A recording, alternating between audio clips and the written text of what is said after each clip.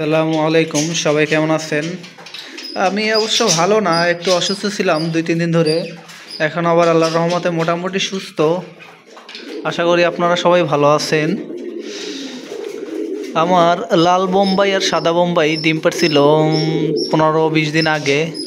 আলহামদুলিল্লাহ, কালকে দেখছি এদের বাচ্চা ফুটছে, খুবই খুশি আমি।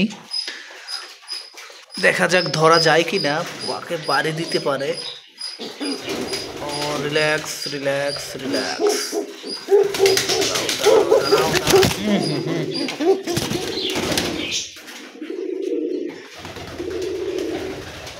ভালোই আছে। কালকের সকালবেলা আমি যখন ডিম দেখছি, ডিম দেখা ভাবতেছি যে বাচ্চা ফুটবে কি না। হাতে নিয়ে আবার নাড়াচাড়াও করছি, কোনো সারা শব্দ পাই না। বাট ডিম দেখছি করছে, চলে নিছিল।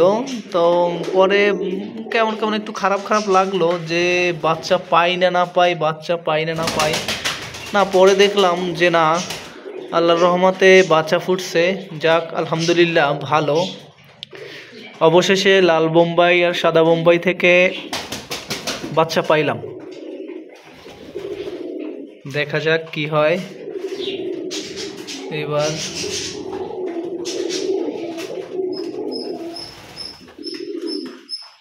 দুইটাই সুস্থ আছে, ভালো আছে।